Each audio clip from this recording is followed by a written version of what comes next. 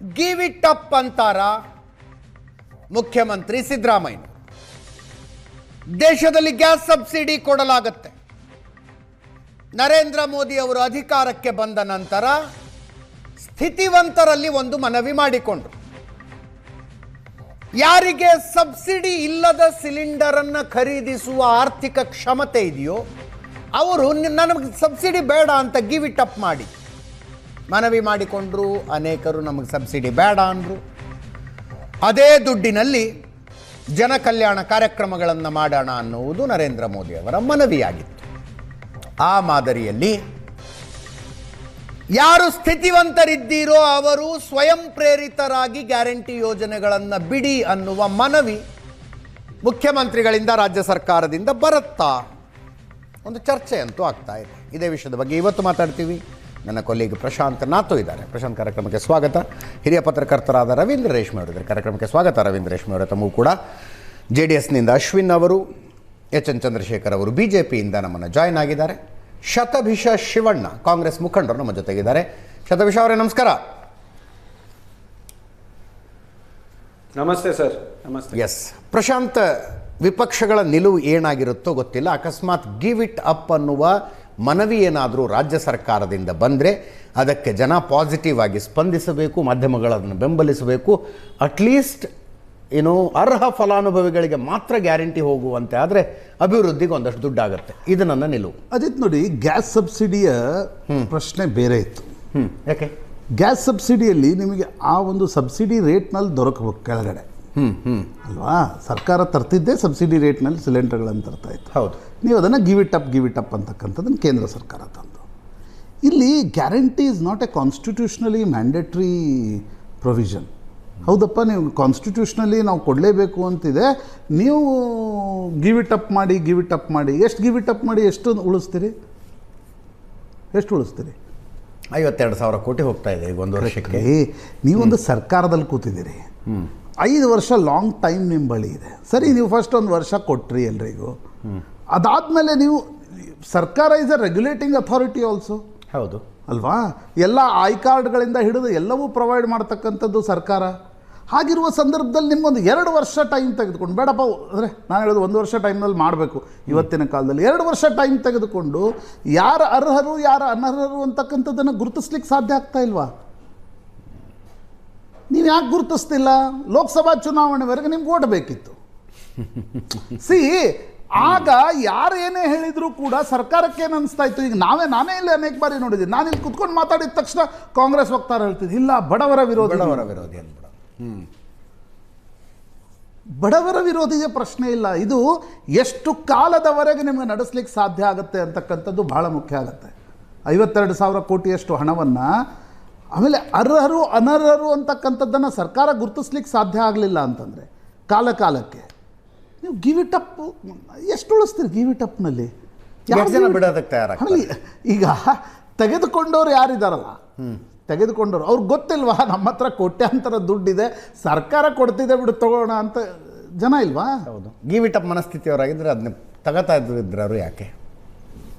ನನಗನ್ಸುತ್ತೆ Ajit, high time ಇದೊಂದು ರೀತಿಯಾಗಿರ್ತಕ್ಕಂಥ ಪ್ರತಿಯೊಂದು ಸರ್ಕಾರವು, ಪ್ರತಿಯೊಂದು ಚುನಾವಣೆಯಲ್ಲಿ ಪ್ರತಿಯೊಂದು ರಾಜಕೀಯ ಪಕ್ಷವು ಗ್ಯಾರಂಟಿಗಳ ಮೇಲೆ ಅವಲಂಬನೆ ಆಗ್ತಾ ಇರತಕ್ಕಂಥ ಸಂದರ್ಭದಲ್ಲಿ ದಿಸ್ ಇಸ್ ಹೈ ಟೈಮ್. ನೀವು ಉಳ್ಳವರು ಇಲ್ಲದವರು ಆ ಬೈಫರ್ಕೇಟನ್ನು ಸರಿಯಾಗಿ ಮಾಡದೆ ಹೋದರೆ, ಅದು ಸುಮ್ಮನೆ ನಾಮಕಾವಾಸ್ತೆ ಮಾಡಿದರೆ, ನಾನು ಪೊಲಿಟಿಕಲಿನೂ ನೋಡ್ತಾ ಇದ್ದೀನಿ.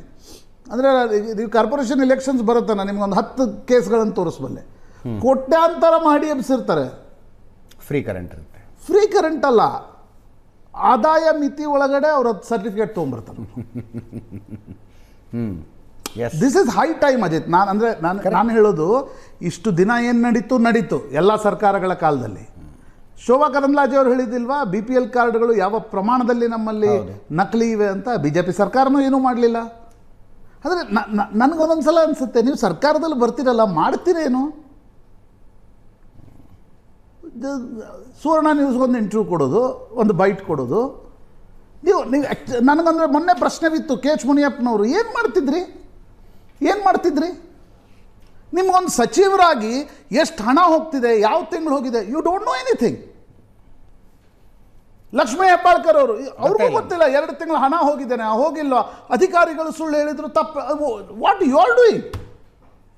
10 ರೂಪಾಯಿ 20 ರೂಪಾಯಿನ ಅದು ಎಷ್ಟು ಸಾವಿರ ಕೋಟಿ ರೂಪಾಯಿಯನ್ನು ನೀವು ಜನರಿಗೆ ಕೊಡ್ತಾ ಇರ್ತಕ್ಕಂಥ ಸಂದರ್ಭದಲ್ಲಿ ಅದು ಹೋಯ್ತೋ ಅದು ಹೋಗಿಲ್ವೋ ಅದರ ಡ್ಯೂ ಡಿಲಿಜೆನ್ಸ್ ಇಲ್ಲ. ಈಗ ಇಲ್ಲ ನಾವು ಗಿವ್ ಇಟ್ ಅಪ್ ಏನು ಮಾಡ್ತೀರಿ? ಗಿವ್ ಇಟ್ ಅಪ್ ಅಭಿಯಾನ ಮಾಡಿ ನಾನು ಹೇಳ್ತೀನಿ ಕೇಳಿ, 1,000 ಕೋಟಿ ಉಳಿತು ಅಂತ ತಿಳ್ಕೊಳ್ಳೋಣ. 1,000 ಕೋಟಿ ಸರ್ಕಾರಕ್ಕೆ ಈಗಿರುವ ಪರಿಸ್ಥಿತಿಯಲ್ಲಿ ರಾಕ್ಷಸನ ಒಟ್ಟಿಗೆ ಅರಕಾಸಿನ ಮಜ್ಜಿಗೆ ಅಂತಾರಲ್ಲ ಹಂಗೆ ಸರ್ಕಾರಕ್ಕೆ ಅದು ಸಾಕಾಗ್ಬಿಡುತ್ತೆ 1,000 ಕೋಟಿ. ನೀವು ಅಟ್ಲೀಸ್ಟ್ ನನ್ನ ಅಂದಾಜಿನ ಪ್ರಕಾರ ಅಟ್ಲೀಸ್ಟ್ 25% ಜನರಿಗೆ ನೀವು ಅವ್ರಿಗೆ ಇಲ್ಲ ಅಂತ ಅವ್ರಿಗೆ ನೀವು ಇಲ್ಲ ಅನ್ನೋದನ್ನು ಮಾಡಿದರೆ ಮಾತ್ರ ಗ್ಯಾರಂಟಿಗಳು ಇನ್ನೂ ಸುಲಲಿತವಾಗಿ ಸರಾಗವಾಗಿ ಆ್ಯಕ್ಚುಲಿ ನಿಮ್ಮ ಎಕನಾಮಿಗೆ ಇಟ್ ವಿಲ್ ಹೆಲ್ಪ್. ನೀವೀಗೇನು ಹೇಳ್ತಿದ್ರಲ್ಲ ಎಕನಾಮಿಕ್ ಸೈಕಲ್ ಅದು ಆ್ಯಕ್ಚುಲಿ ಹೆಲ್ಪ್ ಆಗಬೇಕಾದ್ರೆ ಈಗ ಅನ್ನಭಾಗ್ಯ ಇದೆ ಅಜಿತ್, ಅನ್ನಭಾಗ್ಯ ಇದೆ. ಅನ್ನಭಾಗ್ಯ ಈ ರೇಷನ್ ಕಾರ್ಡ್ ನೀವು ಎಷ್ಟೋ ಹಂತಗಳಲ್ಲಿ ಸ್ವಲ್ಪ ಶ್ರೀಮಂತರನ್ನ ರೇಷನ್ ಕಾರ್ಡ್ದಿಂದ ತೆಗಿಲಾಯ್ತಲ್ವಾ. ಅನ್ನಭಾಗ್ಯ ಆ್ಯಕ್ಚುಲಿ ಬಡವರಿಗೆ ದೊರೆತರೆ ನಥಿಂಗ್ ಲೈಕ್ ದ್ಯಾಟ್. ಸರ್ಕಾರ ಮಾಡಬೇಕಾಗಿರ್ತಕ್ಕಂಥ ಕೆಲಸ ಇದು. ನನ್ನ ಮನೆಯಲ್ಲಿ ಕೆಲಸ ಮಾಡ್ತಕ್ಕಂಥ ನಾನು ಅವತ್ತು ಹೇಳಿದೆ ಭಾಗ್ಯಮ್ಮ ನಮ್ಮ ಮನೇಲಿ ಕೆಲಸ ಅವಳು ಮಲ್ಲೇಶ್ವರಂದಿಂದ ಎಲ್ಲೋ ದೂರ ಹೋಗ್ತಾಳೆ ರೀ ಕೆಲಸಕ್ಕೆ, ಅವಳು ಬಸ್ ಫ್ರೀ ಕೊಟ್ಟರೆ ನಥಿಂಗ್ ಲೈಕ್ ದ್ಯಾಟ್. ಬಟ್ ನೀವು ಏನು ಮಾಡ್ತಿದ್ದೀರಿ? ಎಲ್ಲ ತೆರಿಗೆದಾರನ ಹಣವನ್ನು ತೆಗೆದುಕೊಂಡು ಹೋಗಿ ನಿಮ್ಮ ಪೊಲಿಟಿಕಲ್ ಮೀನ್ಸನ್ನು, ನಾನು ಬರೀ ಕಾಂಗ್ರೆಸ್ಗೆ ಹೇಳ್ತಾ ಇಲ್ಲ, ಇದು ದೇವೇಂದ್ರ ಫಡ್ನವೀಸ್ ಕೂಡ ಮಹಾರಾಷ್ಟ್ರದಲ್ಲಿ ಸಮಸ್ಯೆ ಎದುರಿಸ್ತಾ ಇದ್ದಾರೆ. ಬಟ್ ದೇವೇಂದ್ರ ಫಡ್ನವೀಸ್ ತುಂಬ ಬೇಗ ಈಗ ಎಲ್ಲ ಚುನಾವಣೆಗಳನ್ನು ಮುಗಿಸ್ಬಿಟ್ರಲ್ವಾ, ಈಗ ಒಂದೊಂದಾಗಿ ಹಿಡಿತಾ ಇದ್ದಾರೆ. ಇವ್ರನ್ನ ಕೊಡಲ್ಲ, ಅವ್ರಿಗೆ ಕೊಡಲ್ಲ, ಇವ್ರಿಗೆ ಕೊಡಲ್ಲ ಅಂತ. ಇಲ್ಲಿ ಚುನಾವಣೆಗಳಿವೆ, BBMP ಚುನಾವಣೆ ಇದೆ, ಸ್ಥಳೀಯ ಸಂಸ್ಥೆ ಜಿಲ್ಲಾ ಪಂಚಾಯತ್ ತಾಲೂಕ್ ಪಂಚಾಯತ್ ಚುನಾವಣೆಗಳಿವೆ. ಅದಾದ ತಕ್ಷಣ ನಿಮಗೆ ವಿಧಾನಸಭಾ ಚುನಾವಣೆ ಬಂದೇ ಬಿಡ್ತು, ಅದಾದ ತಕ್ಷಣ ಲೋಕಸಭಾ ಚುನಾವಣೆ ಬಂತು. ಹೆಂಗೆ ತೆಗಿತೀರಿ ನೀವು? ಗಿವ್ ಇಟ್ ಅಪ್ ಇಸ್ ನನಗೆ ಅನ್ಸುತ್ತೆ ಇದೆ ಗಿವ್ ಇಟ್ ಅಪ್ ಒಂದು ಸಾಂಕೇತಿಕವಾಗಿರ್ತಕ್ಕಂಥ ಅಭಿಯಾನ, ಅದಕ್ಕೇನು ಭಾಳ ಮಹತ್ವ ಕೊಡಬೇಕಾಗಿಲ್ಲ. ಸರ್ಕಾರಕ್ಕೆ ನಿಜಕ್ಕೂ ಮನಸ್ಥಿತಿ ಇದ್ದಲ್ಲಿ ಯಾರು ಬಡತನ ರೇಖೆಗಿಂತ ಆ್ಯಕ್ಚುಲಿ ಮೇಲಿದಾರಲ್ವಾ, ನೀವು ಸರ್ವೇಕ್ಷಣೆ ಮಾಡ್ತಿದ್ದೀರಲ್ರಿ, ಈಗ ಆರ್ಥಿಕ ಸಾಮಾಜಿಕ ಶೈಕ್ಷಣಿಕ ಸಮೀಕ್ಷೆ ನೀವೇನು ಹೇಳ್ತಿದ್ರಿ? ನಮ್ಮ ಹತ್ರ ಮೈಟ್ ಇದೆ, 100% ನಾವು ಸರ್ವೇಕ್ಷಣೆ ಸರಿ ಮಾಡ್ತೀವಿ. ಆ ಸರ್ವೇಕ್ಷಣೆ ಜೊತೆ ಇದನ್ನು ಮಾಡಿಸಿ, ಇದನ್ನು ಒಂದು ಅಭಿಯಾನ ಅಂತ ತೆಗೆದುಕೊಳ್ಳಿ. ಅಜಿತ್, ಲಾಂಗ್ ಟರ್ಮ್ ಡೆವಲಪ್ಮೆಂಟಿಗೆ ಹಣ ಬೇಕಾದರೆ ನೀವು ಇದರಲ್ಲಿ ಹಣ ಉಳಿಸ್ಬೇಕು. ಇಲ್ಲಾಂದರೆ DK ಶಿವಕುಮಾರ್, ಸಿದ್ದರಾಮಯ್ಯ, ನಾಳೆ ಇವ್ರ ಪಾರ್ಟಿಯಿಂದ ಇನ್ನೊಬ್ಬರು ನಮ್ಮ ಅಶ್ವಿನ್ ಗೌಡ ಅವ್ರ ಪಾರ್ಟಿಯಿಂದ ಯಾರು ಬಂದರೂ ನಿಮಗೆ ರಸ್ತೆಗೆ, ಅಭಿವೃದ್ಧಿಗೆ, ಇನ್ಫ್ರಾಸ್ಟ್ರಕ್ಚರ್ಗೆ ದುಡ್ಡು ಕೊಡೋಕ್ಕೆ ಸಾಧ್ಯ ಆಗಲ್ಲ. ಇದು ವಾಸ್ತವ. ನನಗನ್ಸುತ್ತೆ ಇದು ಸುಮ್ಮನೆ ನಾವು ಗಿವ್ ಇಟ್ ಅಪ್ ಅಭಿಯಾನ ಮಾಡ್ತೀವಿ, ಅದೊಂದು ಹೇಳಿಕೆ ಕೊಟ್ಬಿಟ್ರು, ನಾವು ಅದನ್ನು ಬಾರಿ ಕೂತ್ಕೊಂಡು ಗಿವ್ ಇಟ್ ಅಪ್ ಎಷ್ಟು ಹೋಗುತ್ತೆ ಅಂದಾಜು ಹೇಳಿದ್ರ ಸರ್ಕಾರದವ್ರು ಎಷ್ಟು ಹೋಗುತ್ತೆ ಅಂತ? ನನಗನ್ಸುತ್ತೆ ದಿಸ್ ಇಸ್ ಹೈ ಟೈಮ್. ಗ್ಯಾರಂಟಿಗಳು ಇರ್ತವೆ ಅನ್ನೋದು ಪೊಲಿಟಿಕಲ್ ಪಾರ್ಟಿಗಳಿಗೆ, ಮಾಧ್ಯಮಗಳಿಗೆ, ಜನರಿಗೆ ಅರ್ಥ ಆಗಿರುವಾಗ this is high time you should bifurcate, you should segregate that least. Otherwise ಇದು ವರ್ಷದಿಂದ ವರ್ಷಕ್ಕೆ ನಿಮಗೆ ರಸ್ತೆಗೆ ದುಡ್ಡು ಕೊಡೋಕ್ಕಾಗಲ್ಲ, ಇನ್ಫ್ರಾಸ್ಟ್ರಕ್ಚರ್ ಕೊಡೋಕ್ಕಾಗಲ್ಲ.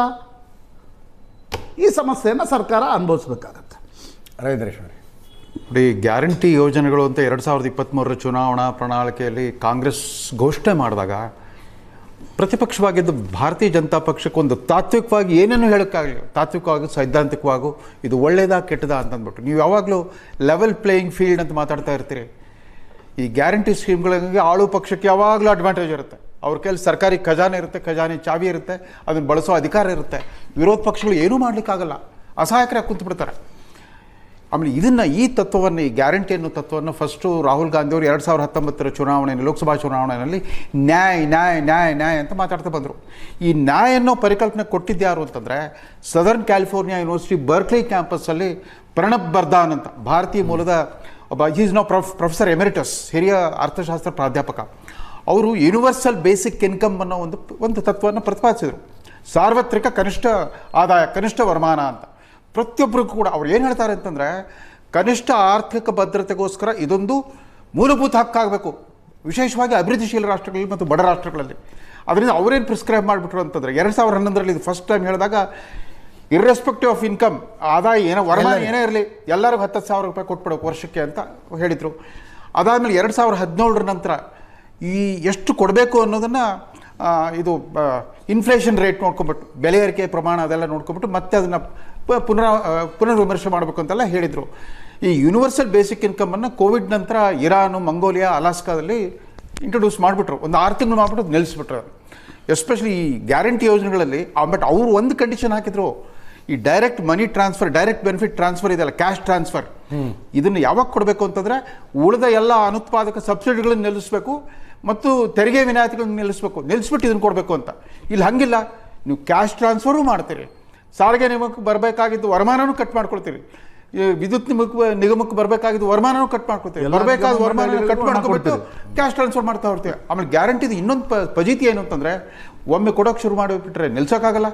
ಈ 2020ರಲ್ಲಿ 2,000 ಕೊಡ್ತೀವಿ ಬಂದಿದ್ರಿ, 2028ಕ್ಕೆ 5,000 ಅಂತ ಕೇಳ್ತಾರೆ.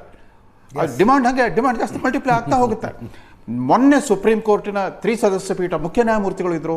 ತಮಿಳುನಾಡಿನ ಮುಖ್ಯಮಂತ್ರಿಗಳಾಗಿ ಡಿಕ್ಲೇರ್ ಮಾಡಿಬಿಟ್ಟಿದ್ದಾರೆ, ನಾವು ಎಲ್ಲ ಇರ್ರೆಸ್ಪೆಕ್ಟ್ ಆಫ್ ಇನ್ಕಮ್ ನಾವು ಉಚಿತ ವಿದ್ಯುತ್ ಕೊಡ್ತೀವಿ ಅಂತ ಹೇಳಿದ್ದಕ್ಕೆ ಅವ್ರು ಕೇಳಿದರು. ಗೋಪಾಲ್ ಸುಬ್ರಹ್ಮಣ್ಯಂ ಅಂತ ತಮಿಳುನಾಡು ಸರ್ಕಾರದ ವಕೀಲರಿಗೆ ಕೇಳಿದರು, ಎಷ್ಟು ಹಣಕಾಸಿನ ಕೊರತೆ ಬೀಳುತ್ತೆ ಇದರಿಂದ, ಎಲ್ರಿಗೂ ಕೊಟ್ಬಿಟ್ರಿ ಅಂತಂದ್ರೆ 50,000 ಕೋಟಿ. ಅದು ಹೆಂಗೆ ಬರೆಸ್ತೀರಿ? ಹೆಂಗೂ ಬರೆಸ್ತೀವಿ, ನಮ್ಮ ಸರ್ಕಾರಕ್ಕೆ ಶಕ್ತಿ ಇದೆ ಏನ್ರಿ, ಆಕಾಶದಿಂದ ಬೀಳುತ್ತಾ? ಈ ಥರ ಕಾಲ್ಪನಿಕವಾದ ಉತ್ತರ ಕೊಡಬೇಡಿ. ಮತ್ತೆ ನೀವು ತೆರಿಗೆದಾರರ ಹಣವನ್ನು ನಿಮ್ಮ ರಾಜಕೀಯ ಲಾಭಕ್ಕಾಗಿ ಬಳಸ್ಕೊಡ್ತಾ ಹೋಗ್ತೀರಿ. ನೋಡಿ ಎಷ್ಟು ಸುಲಭವಾಗಿ ಬಡವರ ಬುದ್ಧಿ ಮನಸ್ಸುಗಳನ್ನು ಖರೀದಿ ಮಾಡೋಕ್ಕೆ ಶುರು ಮಾಡಿಬಿಟ್ರು. ಮೊದಲ ಓಟ್ ಖರೀದಿ ಮಾಡ್ತಾಯಿದ್ರು, ತಮ್ಮ ಖಾಸಗಿ ಹಣವನ್ನು ಚುನಾವಣಾ ಸಮಯದಲ್ಲಿ ಖರ್ಚು ಮಾಡಿಬಿಟ್ಟು ಓಟ್ ಖರೀದಿ ಮಾಡ್ತಾಯಿದ್ರು. ಅಧಿಕಾರಕ್ಕೆ ಬಂದ ಮೇಲೆ ಸರ್ಕಾರಿ ಖಜಾನೆಯಿಂದ ಈ ರೀತಿ ಮಾಡೋಕ್ಕೆ ಶುರು ಮಾಡಿಬಿಟ್ರೆ ಅದಕ್ಕೆ ಮಿತಿಯಲ್ಲಿದೆ. ಈಗ ಕೊಡೋಕ್ಕಾಗಲಿ, ಹಿಂದೆ ಈಗ ನೋಡಿ ಬರ್ಡನ್ ಆಗಿದೆ ಅಂತ ಒಪ್ಪು, ಅಟ್ಲೀಸ್ಟ್ ಅಷ್ಟರ ಮಟ್ಟಿಗೆ ಪ್ರಾಮಾಣಿಕತೆ ಇದೆ ನಮ್ಮ ಉಪಮುಖ್ಯಮಂತ್ರಿಯಲ್ಲಿ. ಇಲ್ಲಿ ಅವರು ಬರ್ದಾನ್ ಏನು ಹೇಳಿದರು ಅಂತಂದರೆ, ಯೂನಿವರ್ಸಲ್ಲಿ ಎಲ್ರಿಗೂ ಯಾಕೆ ಕೊಡಬೇಕು ಸಾರ್ವತ್ರಿಕವಾಗಿ ಅಂತಂದರೆ, ಈಗ ಟಾರ್ಗೆಟೆಡ್ ಬೆನಿಫಿಷಿಯರೀಸ್ ಇರ್ತಾರಲ್ಲ, ನಿಗದಿತ ಫಲಾನುಭವಿಗಳು ಗುರುತಿಸೋದಕ್ಕೆ ಅಡ್ಮಿನಿಸ್ಟ್ರೇಟಿವ್ ವೆಚ್ಚ ಸಿಕ್ಕಾಪಟ್ಟೆ ಆಗುತ್ತೆ. ನಮ್ಮ ಕರಪ್ಟ್ ಆಫೀಸರ್ಸು ಮತ್ತು ಇನ್ಎಫಿಷಿಯೆಂಟ್ ಅಡ್ಮಿನಿಸ್ಟ್ರೇಷನ್ ಇರುವಾಗ ಈ ಫಲಾನುಭವಿಗಳನ್ನ ಗುರುತಿಸೋ ಪ್ರಕ್ರಿಯೆಗೆ ದುಡ್ಡು ಖರ್ಚಾಗೋಗ್ಬಿಡುತ್ತೆ. ಅದ್ರಿಗೆ ಎಲ್ಲರಿಗೂ 2,000 ಕೊಟ್ಬಿಡ್ರಿ, ಅದು ಈ ಥರ ಹೇಳಿದರು. ಬಟ್ ಈಗೇನಾಗ್ಬಿಟ್ಟಿದೆ, 1,23,00,000 ಯಜಮಾನತಿಯರು ಅಂತ ಇವರು ಅನೌನ್ಸ್ ಮಾಡಿದ್ದು, ಅವ್ರಿಗೆ ವರ್ಷಕ್ಕೆ 24,000 ಥರ ಕೊಡ್ತಾ ಹೋದರೆ ಎಷ್ಟು 100 ಕೋಟಿ ಖರ್ಚಾಗ್ತಾ ಇದೆ. ಸರಿಯಾದ ಫಿಗರ್ಸ್ ಹೇಳ್ತಾನೆ ಇಲ್ಲ. ಆಮೇಲೆ ಜಾಹೀರಾತುಗಳನ್ನ ಕೊಟ್ಬಿಟ್ರು, ನಾವು ಉಚಿತ ಬಸ್ ಪ್ರಯಾಣಕ್ಕೆ 500 ಕೋಟಿ ಉಚಿತ ಟಿಕೆಟ್ಗಳನ್ನ ಕೊಟ್ಟಿದ್ದೀವಿ. ಅದು ಉಚಿತ ಟಿಕೆಟ್ಗಳು ಅನ್ನೋದು ಪ್ರಶ್ನೆಯಲ್ಲಿ ಬರ್ತಲ್ಲ, ಮಾರಾಟ ಎಲ್ಲಿರುತ್ತೆ ನೀವು ಉಚಿತವಾಗಿ ಕೊಟ್ಟಾಗ? ಅದು ವಿಶ್ವ ದಾಖಲೆ ಅಂತ ಬೇರೆ ಜಾಹೀರಾತು ಕೊಟ್ಟರು. ಈ ಜಾಹೀರಾತುಗಳಿಂದ ಮಾಧ್ಯಮಗಳೇ ಲಾಭ ಆಯ್ತು ಹೊತ್ತು ಸರ್ಕಾರದ ಖಜಾನೆ ಖಾಲಿ ಆಗ್ತಾ ಇದೆ. ಮೊನ್ನೆ ನೋಡಿ ಎಂಥ ದಾರುಣವಾದ ಸುದ್ದಿ ಕೇಳಿದ್ವಿ, 12 ಜಿಲ್ಲಾ ಆಸ್ಪತ್ರೆಗಳಲ್ಲಿ ಅಲ್ಟ್ರಾ ಸ್ಕ್ಯಾನಿಂಗ್ ಸಿಸ್ಟಮ್ ನಿಂತು ಹೋಗ್ಬಿಟ್ಟಿದೆ. ಯಾಕಂದ್ರೆ 146 ಕೋಟಿ ಬಾಕಿ ಉಳಿಸ್ಕೊಂಡಿದ್ದಾರಂತೆ. ಅದನ್ನು ಕೊಡೋಕ್ಕಾಗಲ್ಲ ಅಂದ್ಬಿಟ್ರು ಆರೋಗ್ಯ ಸಚಿವರು. ನೀವು ಮೊದಲೇ ಪಬ್ಲಿಕ್ ಪ್ರೈವೇಟ್ ಪಾರ್ಟ್ನರ್ಶಿಪ್ ಅಂತ ಮಾಡಿಬಿಟ್ಟಿದ್ರಿ. ಈ ಸ್ಕ್ಯಾನಿಂಗ್ MRI CT ಸ್ಕ್ಯಾನ್ ಎಲ್ಲ ಪ್ರೈವೇಟ್ ಕಂಪ್ನಿಲಿ ಕೊಟ್ಬಿಟ್ಟಿದ್ರಿ. ಒಂದು ಕಾಲದಲ್ಲಿ ಹಿಂದ್ ಲ್ಯಾಬ್ಸ್ ಅನ್ನೋ ಕಂಪ್ನಿ ಕೂಡ ಕೊಟ್ಬಿಟ್ರು, Victoria hospital, KC general hospital. ಅದು ಯಾರ್ದು ಅಂತ ದೊಡ್ಡ ವಿವಾದ ಇದ್ದಿತ್ತು ಆ ಕಾಲದಲ್ಲಿ. ಸೊ ಹಾಗಿರುವಾಗ ನೀವು ಇದ್ರ ಬಗ್ಗೆ ಪ್ರಾಮಾಣಿಕವಾಗಿ ಮಾತಾಡಲೇಬೇಕಾಗಿದೆ. ಪ್ರಧಾನಮಂತ್ರಿ ಭಾಳ ಚಾಣಾಕ್ಷ ಅವರು ಹೇಳಿ ಕೇಳಿ ಗುಜರಾತ್ ಬನಿಯಾ ಅವರು ಕೋವಿಡ್ ನಂತರ 24 ಲಕ್ಷ ಪ್ಯಾಕೇಜ್ ಅಂತ ಕೊಟ್ಟರು. ಬೇರೆ ಬೇರೆ ಹಂತದಲ್ಲಿ ಯಾವ ರೀತಿ ಕೊಟ್ಟರು, ಎಲ್ಲಿ ಉತ್ಪಾದನಾ ಚಟುವಟಿಕೆ ಮತ್ತು ಉದ್ಯೋಗ ನಿರ್ಮಾಣ ಇರುತ್ತೆ MSMEಗಳಿಗೆ ಟಾರ್ಗೆಟ್ ಮಾಡಿ ಕೊಟ್ಟರು. ಕಿಸಾನ್ ಸಮ್ಮಾನ್ ನಿಧಿನೂ ಅಷ್ಟೇ, ಕೃಷಿಯನ್ನು ಅವರು ಅದನ್ನೊಂದು ಉತ್ಪಾದನಾ ಚಟುವಟಿಕೆ, ಉದ್ಯೋಗ ನಿರ್ಮಾಣ ಚಟುವಟಿಕೆ ಅಂದ್ಬಿಟ್ಟು 2,000 3 ಕಂತಲ್ಲಿ ಕೊಡಕ್ಕೆ ಹೋದ್ರು. ಅದಕ್ಕೆ 4,000 ರಾಜ್ಯಗಳಲ್ಲಿ ಅವ್ರು ಮಾಡ್ತಾರೆ. ಮಹಾರಾಷ್ಟ್ರ, ಈಗ ಯಾರು ಕೂಡ ಅಲ್ಲ, ಕೊನೆಗೆ ಏನು ಮಾಡ್ತಾರೆ, ಸುಮ್ಮನೆ ಕೂತ್ಕೋಬೇಕಾ? ತಮ್ಮ ಕಾಂಪಿಟೇಟರ್ಸ್ ಎಲ್ಲರೂ BJP ಸರ್ಕಾರಗಳು ಹಿಂಗೆ ಕಾಂಪಿಟೇಟಿವ್ ಪಾಪ್ಯುಲಿಸಮ್ ಇಳಿದ ಕೈ ಹಾಕಿದಾಗ ನೀವು ಸುಮ್ಮನೆ ಕೂತ್ಕೊಂಡು ಮೂಕ ಪ್ರೇಕ್ಷಕರಾಗಿ ಕೂತ್ಕೊಳ್ಳೋಕ್ಕಾಗಲ್ಲ. ರೇವಡಿ ಕಲ್ಚರ್ ಅಂತ ಹೌದು ಅಂದ್ರೆ ಸರಿ. ಆಮೇಲೆ ಆದ್ರೂ ಇವ್ರು ನಿಲ್ಲಿಸಿದಾಗ ನೀವು ಚುನಾವಣೆ ಸೋತ್ಬಿಟ್ಟು ಸುಮ್ಮನೆ ಕೂತ್ಕೊಳ್ಳೋಕ್ಕಾಗುತ್ತಾ? ಪ್ರತಿಭಾಣ ಬಿಟ್ಟಾಗಲಿ ಗೊತ್ತಾಯ್ತು, ಎಲ್ರಿಗೂ ಚುಚ್ಚೋಕೆ ಶುರು ಆಗ್ಬಿಟ್ಟಿದೆ. ಮಹಾರಾಷ್ಟ್ರ ಸರ್ಕಾರಕ್ಕೂ ಗೊತ್ತಾಯ್ತು ಹರಣೆ. ಆಮೇಲೆ ಇವತ್ತು ಬಹಳ ಇಂಟ್ರೆಸ್ಟಿಂಗ್ ಸುದ್ದಿ, ರಾಜಸ್ಥಾನ್ ಸರ್ಕಾರ ದನಗಾಯಿಗಳಿಗೆ 70 ದನ ಕಾಯೋನಿಗೆ 10,000 ರೂಪಾಯಿ ಒಂದೇನಂದ್ರೆ ಸರ್ಕಾರದ ಖಜಾನೆಯ ದುಡ್ಡು ದಾನಿಗಳಿಂದ ಸಂಗ್ರಹಿಸಿ ಕೊಡ್ತೀವಿ ನಾವು, ಔದಾರ್ಯದಿಂದ ಕೊಡ್ತೀವಿ ಅಂತ ಅಂದ್ಬಿಟ್ಟು. ಇದರಿಂದ ಆಮೇಲೆ ಅವರು ಪ್ರಣಬ್ ಬರ್ದಾನ್ ಹೇಳಿದ್ದು, ಇದು ಬಡತನ ನಿವಾರಣೆ ಕಾರ್ಯಕ್ರಮ ಅಲ್ಲ, ಇದು ಮೂಲಭೂತ ಹಕ್ಕಾಗಬೇಕು, ಕನಿಷ್ಠ ಆರ್ಥಿಕ ಭದ್ರತೆ ಮೂಲಭೂತ ಹಕ್ಕು ಅಂತ ಪರಿಗಣಿಸಬೇಕು ಅಂತ. ತಾತ್ವಿಕವಾಗಿ ಯಾರು ಚರ್ಚೆ ಮಾಡೋಕ್ಕೆ ಇವ್ರು ತಯಾರೇ ಇಲ್ಲ. ಯಾಕಂತಂದ್ರೆ ಗ್ಯಾರಂಟಿ ವಿರೋಧಿಸ್ಬಿಟ್ರೆ ನಾವು ಬಡವರು ವಿರೋಧಿ ಅನ್ಕೊಬಿಡ್ತಾರಂತೆ. ಈ ದೇಶದ ಬಡ ಜನ ಸ್ವಾತಂತ್ರ್ಯ ಬಂದಾಗಿಂದ ನಿರೀಕ್ಷೆ ಮಾಡಿದ್ದು 4 ಗ್ಯಾರಂಟಿಗಳನ್ನು: ಗುಣಮಟ್ಟದ ಶಿಕ್ಷಣ, ಗುಣಮಟ್ಟದ ಉದ್ಯೋಗ, ಗುಣಮಟ್ಟದ ವಸತಿ ಮತ್ತು ಗುಣಮಟ್ಟದ ಆರೋಗ್ಯ ಸೇವೆ. ಇವು 4 ಕೊಟ್ಟರೆ ಉಳಿದಂಗೆ ತಮ್ಮ ಬದುಕು ತಾವು ನಡೆಸ್ಕೊಂಡು ಹೋಗ್ತಾ ಇದ್ರು. ಎಂಪವರ್ಮೆಂಟ್, ಸಬಲೀಕರಣ. ಆ ಗುಣಮಟ್ಟದ ಶಿಕ್ಷಣ ಇದ್ದರೂ ಗುಣಮಟ್ಟದ ಉದ್ಯೋಗ ಸಿಗಲ್ಲ, ಗುಣಮಟ್ಟದ ಉದ್ಯೋಗ ಸಿಗಿದ್ರೆ ಸಾಕಷ್ಟು ಹೊಟ್ಟೆಪಾಟಿನ ಆಗೋಷ್ಟು ನಿಮಗೆ ವೇತನ ಸಿಗಲ್ಲ, ವರಮಾನ ಬರಲ್ಲ. ಇದರಿಂದ ಬಡತನ ಮಲ್ಟಿಪ್ಲೈ ಆಗ್ತಾ ಹೋಗ್ತಾ ಇದೆ. ಆ್ಯಂಡ್ ಕರ್ನಾಟಕದ ವೈರುಧ್ಯ ಏನಂತಂದರೆ, ಇಷ್ಟು ಬಡವರನ್ನು ಉದ್ಧಾರ ಮಾಡಿದ ಈ ಸರ್ಕಾರದಲ್ಲಿ ಈ ಕರ್ನಾಟಕದ ಶಾಸಕರು ಇಡೀ ದೇಶದಲ್ಲಿ ಅತ್ಯಂತ ಶ್ರೀಮಂತ ಶಾಸಕರು ಕರ್ನಾಟಕದಲ್ಲಿ ಇದ್ದಾರೆ. ಒಬ್ಬೊಬ್ಬ ಶಾಸಕರ ಸರಾಸರಿ ಅವರೇ ತುಂಬ ಬರ್ಡನ್ ಆಗಿದೆಯಾ? ಎಷ್ಟು ಬರ್ಡನ್ ಆಗಿದೆ? ಗಿವ್ ಇಟ್ ಅಪ್ ಯಾರಿಗೆ ಸಾಧ್ಯನೋ ಬಿಟ್ಬಿಡಿ ಅಂತ ಮನವಿ ಮಾಡಿಕೊಳ್ಳುವಷ್ಟ?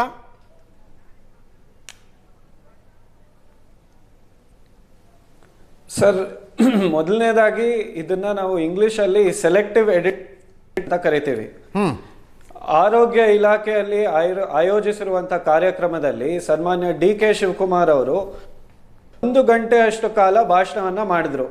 ಈ 1 ಗಂಟೆಯ ಭಾಷಣದಲ್ಲಿ 1 ಸೆಕೆಂಡಿನ ಹೇಳಿಕೆ ಬಗ್ಗೆ ಇವತ್ತು ಚರ್ಚೆ ಆಗ್ತಾ ಇದೆ. ವಿರೋಧ ಪಕ್ಷದವರು ತೀವ್ರವಾಗಿ ಇದಕ್ಕೆ ಟೀಕೆ ಟಿಪ್ಪಣಿಯನ್ನ ಮಾಡ್ತಾ ಇದ್ದಾರೆ.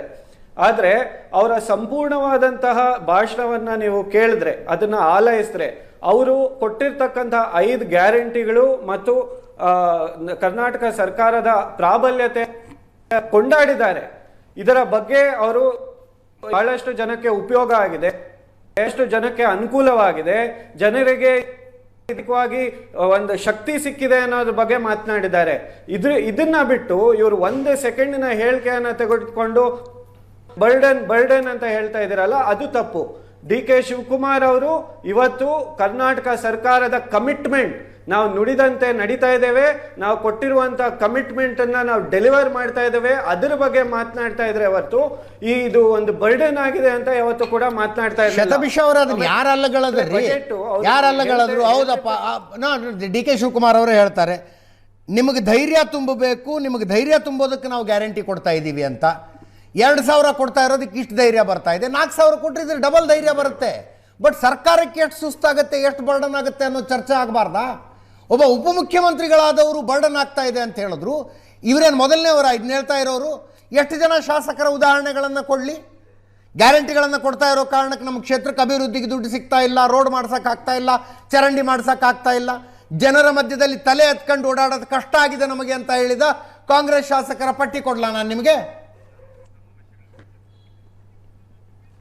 ಸರ್, ನಾನು ಇಲ್ಲಿ ಕರ್ನಾಟಕ ಕಾಂಗ್ರೆಸ್ ಪಕ್ಷದ ಅಧಿಕೃತ ವಕ್ತಾರನಾಗಿ ಬಂದಿದ್ದೇನೆ.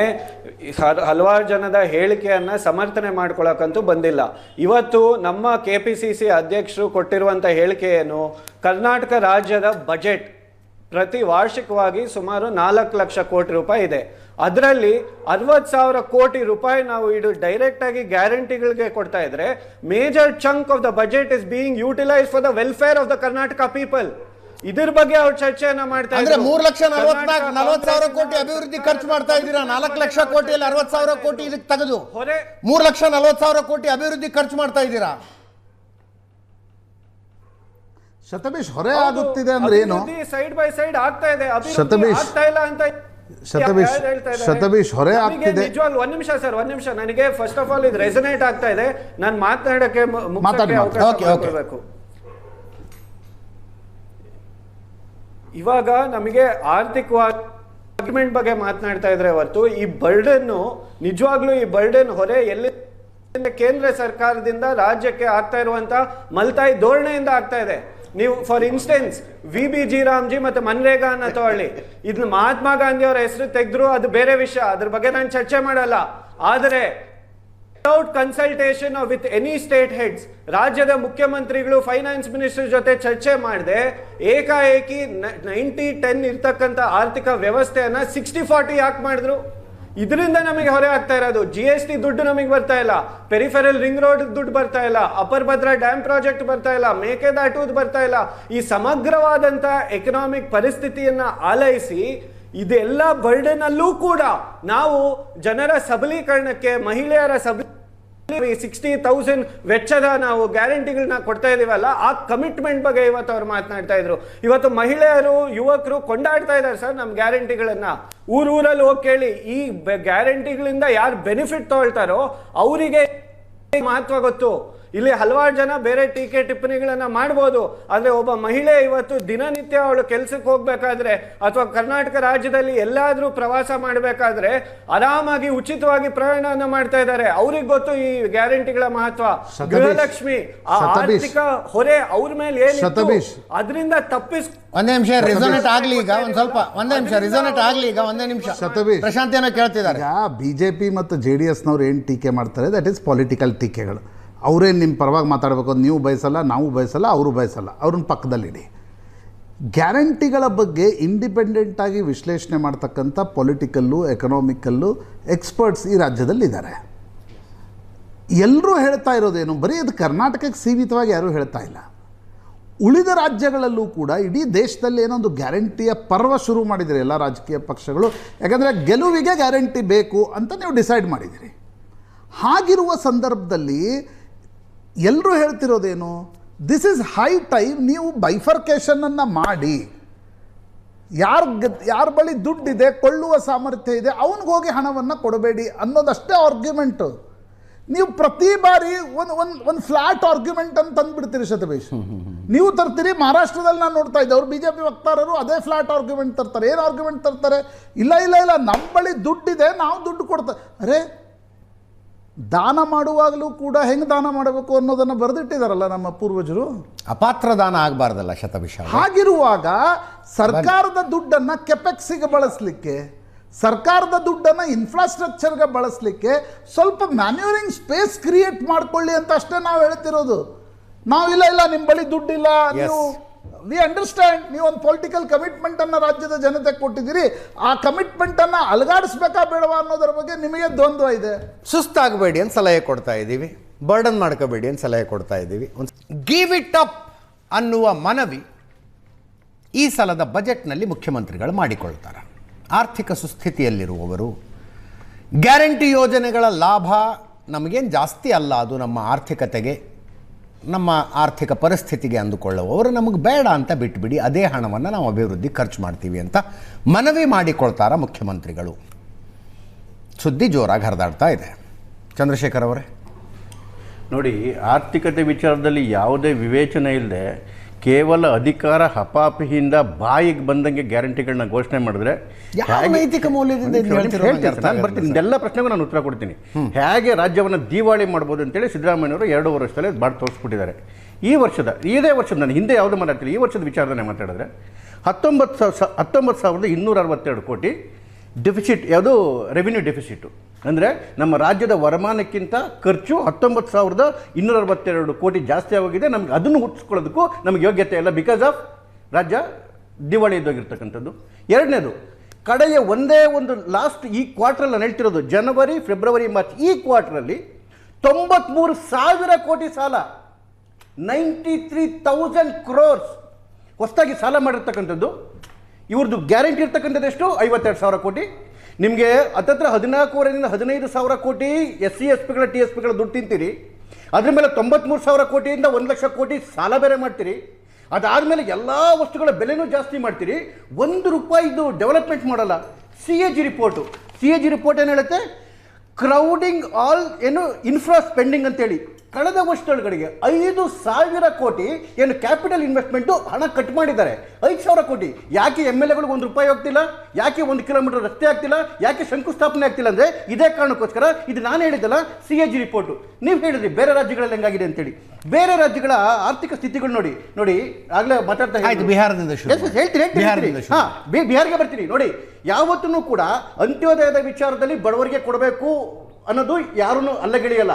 ಆದರೆ ನೀನು ಕೇವಲ ಅಧಿಕಾರಕ್ಕೆ ಬರೋ ಆಸೆಗೋಸ್ಕರ ಕಾಕಾ ಪಾಟೀಲ ನಿನಗೂ ಫ್ರೀ, ಮಾದೇವಪ್ಪ ನಿನಗೂ ಫ್ರೀ, ಕಾಕಾ ಪಾಟೀಲನ ಆಸ್ತಿ 600 ಕೋಟಿ, ಮಾದೇವಪ್ಪನ ಆಸ್ತಿ 1,300 ಕೋಟಿ, ಇದು ಕೊಟ್ಟು ರಾಜ್ಯವನ್ನು ದಿವಾಳಿ ಮಾಡೋದು ಇದೆಯಲ್ಲ. ನೋಡಿ, ಬಿಹಾರಲ್ಲಿ ನೀವು ಮಾತಾಡೋದು, ಬಿಹಾರದ್ದು ಈ ವರ್ಷ ರೆವಿನ್ಯೂ ಸರ್ಪ್ಲಸ್ 8,831 ಕೋಟಿ ರೆವಿನ್ಯೂ ಸರ್ಪ್ಲಸ್. ನಮ್ಮದು ಕರ್ನಾಟಕ ಯಾವತ್ತೂ ರೆವಿನ್ಯೂ ಸರ್ಪ್ಲಸ್ ಅಲ್ಲಿ ಇದ್ದಿದ್ದು. ಈವನ್ ಚಂದ್ರಶೇಖರ್, ಏನ್ ಮಾತಾಡ್ತೀರಿ ನೀವು? ನಾವು ಕೊಟ್ಟ ತೆರಿಗೆ ಹಣದಲ್ಲಿ ₹100 ಕರ್ನಾಟಕದಿಂದ ಹೋದರೆ ಕರ್ನಾಟಕಕ್ಕೆ ₹18 ಬಂದ್ರೆ ಜಾಸ್ತಿ ಟ್ಯಾಕ್ಸ್ ಡೆವಲ್ಯೂಷನ್ ನಲ್ಲಿ. ತುಂಬಾ ವ್ಯಾಲಿಡ್ ಪ್ರೈಸ್ ಅಲ್ಲ. ಬಿಹಾರ ₹100 ಕೊಟ್ರೆ ₹231 ಬರುತ್ತೆ ಅದಕ್ಕೆ ಬಿಹಾರಕ್ಕೆ. ನಮ್ಗೆ ಯಾವುದು ಕಡಿಮೆ ಆಗಿಲ್ಲ. ನಾವು ಕೊಟ್ಟಿದ್ದೀವಿ. ನೀವು ₹10,000 ಮಹಿಳೆಯರ ಅಕೌಂಟಿಗೆ ಬಿಹಾರ್ನಲ್ಲಿ ಹಾಕಿದ್ದು ಕರ್ನಾಟಕ, ಮಹಾರಾಷ್ಟ್ರದಂಥ ಮುಂದುವರಿದ ರಾಜ್ಯಗಳು ಕೊಟ್ಟಂತಹ ದುಡ್ಡಿನಲ್ಲಿ ಅಲ್ಲಲ್ಲ. ಅದನ್ನ ನೀವು ರೆವಿನ್ಯೂ ಸರ್ಪ್ಲಸ್ ಸ್ಟೇಟ್ ಅಂತ ಕರೀತಾ ಇದ್ದೀರಿ. ರೆವಿನ್ಯೂ ಸರ್ಪ್ಲಸ್ ಯಾಕೆ ಅಂತ ಹೇಳ್ತಿದ್ರಿ? ಅದು ಇತಿಹಾಸ ನೋಡ್ಕೊಂಬನ್ನಿ. ಇದಾದ್ಮೇಲೆ ಉತ್ತರ ಪ್ರದೇಶ ಬೇಡ, ಮಧ್ಯಪ್ರದೇಶದಲ್ಲೂ ಕೂಡ ಅಲ್ಲಿ ಲಾಡ್ಲಿ ಬೆಹನ ಸುಮಾರು 1.5 ದಶಕದಿಂದ ನಡೀತಾ ಇದೆ. ಅಲ್ಲಿ ಕೂಡ ರೆವಿನ್ಯೂ ಸರ್ಪ್ಲಸ್ 2,618 ಕೋಟಿ. ಆದರೆ ಏನು 3 ರಾಜ್ಯಗಳಲ್ಲಿ ಕಾಂಗ್ರೆಸ್ ಆಡಳಿತದಲ್ಲಿದೆ, 3 ರಾಜ್ಯಗಳಲ್ಲೂ ಇದು ರೆವಿನ್ಯೂ ಡೆಫಿಸಿಟ್ ಏನೇನೆ. ಹಿಮಾಚಲ್ ಪ್ರದೇಶದಲ್ಲಿ 6,398 ಕೋಟಿ, ಆಮೇಲೆ ತೆಲಂಗಾಣದಲ್ಲಿ 12,452 ಕೋಟಿ, ಕರ್ನಾಟಕದಲ್ಲಿ 19,262 ಕೋಟಿ. ಅಂದರೆ ಈ ಕಾಂಗ್ರೆಸ್ ರಾಜ್ಯಗಳೆಲ್ಲ ಲೂಟಿ ಮಾಡಿಕೊಂಡು ಯಾವುದೇ ವಿವೇಚನೆ ಇಲ್ಲದೆ ಏನು ದಿವಾಳಿ ಮಾಡೋದು ಬಿಟ್ಬಿಟ್ರೆ ಬೇರೆ ಯಾವ ಕೆಲಸ ಮಾಡಿದ್ದೆ? ನಾನು ಹೇಳ್ತಿರೋದಲ್ಲ, CAG ರಿಪೋರ್ಟು. ನೀವು ಹೇಳಿದ್ರಿ ಕರ್ನಾಟಕದ ಟೋಟಲ್ ಇದ್ರ ಕಲೆಕ್ಷನ್ ಎಷ್ಟು ಒಂದು ವರ್ಷಕ್ಕೆ GST ಕಲೆಕ್ಷನ್ 1,60,000 ಕೋಟಿ. ಅದರಲ್ಲಿ 50% ಸ್ಟೇಟ್ಗಳು ಕೊಂತು, ಎಷ್ಟು ಉಳ್ಕೊಂತು 80,000 ಕೋಟಿ. ಈ ವರ್ಷ ಬಜೆಟಲ್ಲಿ ಅಲರ್ಟ್ ಮಾಡಿರೋದು ಎಷ್ಟು ತೆರಿಗೆ 63,000 ಕೋಟಿ. 80,000 ಕೋಟಿ ಪ್ಲಸ್ 63,000 ಕೋಟಿ ಎಷ್ಟಾಯ್ತು 1,43,000 1,43,00,000 ಕೋಟಿ ಆಯ್ತು. ಅಂದ್ರೆ ಆಲ್ಮೋಸ್ಟ್ 91% ವಾಪಸ್ ಬರ್ತಾ ಇದೆಯಲ್ಲ. ಅದ್ರ ಜೊತೆಗೆ 16,000 ಕೋಟಿ ಸ್ಪೆಷಲ್ ಗ್ರೇಷಿಯಾ ಗ್ರಾಂಟು. ಅದಾದ್ಮೇಲೆ ಎಲ್ಲ ಸ್ಕೀಮ್ಗಳಿಗೂ ಕೊಟ್ಟಿರ್ತಕ್ಕಂಥ ದುಡ್ಡು ಇವ್ರಿಗೆ ಏನು ದುಡ್ಡು ಕೊಡ್ತಾ ಇದಾರಲ್ಲ, 1 ರೂಪಾಯಿಗೆ 18 ಪೈಸೆ ಅಂತ ನಾಟಕ ಅದಲ್ಲ, 1 ರೂಪಾಯಿಗೆ 1 ರೂಪಾಯಿ 13 ಪೈಸೆ ವಾಪಸ್ ಬರ್ತಾ ಇದೆ. ಎಲ್ಲ ಸ್ಕೀಮ್ಗಳನ್ನ ಹಾಕಿದ್ರೆ ಹೇಗೆ ಇವರಿಗೆ ತೊಂದರೆ ಆಗ್ತಾ ಇದೆ? ಹಾಗಾದ್ರೆ ಎಲ್ಲಿ ನಷ್ಟ ಆಗ್ತಾ ಇದೆ ಇವರಿಗೆ? ಇವ್ರಿಗೆ ಯಾವ ರೀತಿ ಡೆಫಿಸಿಟ್ ಅಲ್ಲಿ ಮುಂಚೆ 36% ಇದ್ದರೆ ಇವಾಗ 41% ಮಾಡಿದ್ರು. ಅಲ್ಲಿ ಆಗಿದ್ದನ್ನು ಕೂಡ ಅತಿ ಹೆಚ್ಚು ಕಾಂಪನ್ಸೇಟ್ ಮಾಡ್ತಾ ಇದ್ದಾರೆ. ಮೋರ್ ದ್ಯಾನ್ ಯಾವ 15 ಕಮಿಷನ್ ಹೇಳಿದೆಯಲ್ಲ ಅದಕ್ಕಿಂತ ಹೆಚ್ಚು ಕೊಡ್ತಾ ಇದ್ದಾರೆ. ಪ್ರಾಬ್ಲಮ್ ಇರ್ತಿರ್ತಕ್ಕಂಥದ್ದು ಇಲ್ಲಿ ಮಾಡ್ತಿರ್ತಕ್ಕಂಥ ಲೂಟಿಯ ಕಾರಣಕ್ಕೋಸ್ಕರವೇ. ಅದೇ ಕಾರಣಕ್ಕೋಸ್ಕರನೇ ನೋಡಿ ಕರ್ನಾಟಕ ಇಷ್ಟು ತಗೊಂಬನ್ನಿ. ಈವನ್ ಪೋಸ್ಟ್ ಕೋವಿಡ್ ಕೂಡ 2022-23 13,496 ಕೋಟಿ ಸರ್ಪ್ಲಸ್ ಇತ್ತು ಬೊಮ್ಮಾಯಿ ಅವ್ರದ್ದು. ಸಿದ್ದರಾಮಯ್ಯವರು ಮೊದಲನೇ ಬಜೆಟ್ ಮೀಟಿಂಗ್ ಅಲ್ಲಿ ಏನು ಹೇಳಿದ್ರು? ಕರ್ನಾಟಕದ ಆರ್ಥಿಕ ಸ್ಥಿತಿ ಸುಭಿಕ್ಷವಾಗಿದೆ. ಇವ್ರ ಕೈಲಿ ಕೊಟ್ಟಾಗ ಬಜೆಟ್ ಅಲ್ಲಿ 402 ಕೋಟಿ ಸರ್ಪ್ಲಸ್ ಮಾಡಿಕೊಟ್ಬಿಟ್ಟು ಹೋಗಿದ್ರು. ಬರೀ 6 ತಿಂಗಳೊಳಗಡೆ ಎಲ್ಲಿಗೆ ತಗೊಂಡ್ಬಂದ್ರು ಕೊಟ್ಟ 9,271 ಕೋಟಿ ಡೆಫಿಸಿಟ್ ಆಯ್ತು. ಅದೇ ವರ್ಷ ಅರ್ಧ ಬೊಮ್ಮಾಯಿ ಅವರು ಬಹಳ ಚೆನ್ನಾಗಿ ಮಾಡೋಗಿದ್ದಾರೆ. ಆಲ್ಮೋಸ್ಟ್ 402 ಕೋಟಿ ಸರ್ಪ್ಲಸ್ ಅಲ್ಲಿ ಇತ್ತು. ಈ ಪುಣ್ಯಾತ್ಮ ಬಂದ್ರು ಐರನ್ ಲೆಗ್ ಇಟ್ರು. ಇನ್ನು 7 ತಿಂಗಳೊಳಗೆ 9,000 ಕೋಟಿ ಡೆಫಿಸಿಟ್. ಅವ್ರು ಹೇಳ್ತಾರೆ ಜನರಿಗೆ ಕೊಟ್ಟಿದ್ದಾರೆ. ಈಗ 2.5 ವರ್ಷ ಅಂದ್ರೆ ಎಷ್ಟಾಯ್ತು? 1,20,000 ಕೋಟಿ ಜನರಿಗೆ ಕೊಟ್ಟಿದ್ದಾರೆ. ಹೇಳಿದ್ದು 51,000 ಕೋಟಿ ತಾನೇ ವರ್ಷಕ್ಕೆ ನಿಮ್ ಬಜೆಟ್. 60,000 ಕೋಟಿ ಇಟ್ಕೊಳ್ಳಿ. 60,000 ಕೋಟಿ ತಾನೇ ನಿಮ್ಗೆ ಎಲ್ಲಾ ಗ್ಯಾರಂಟಿಗಳು ಸುಭಿಕ್ಷವಾಗಿ ಕೊಟ್ರೆ. ಯುವ ನಿಧಿ ಕೊಟ್ಟಿದಾರಾ? ಕೊಟ್ಟಿಲ್ಲ. ಗೃಹಲಕ್ಷ್ಮಿ ಎಷ್ಟು ತಿಂಗಳು ಕೊಟ್ಟಿದ್ದಾರೆ?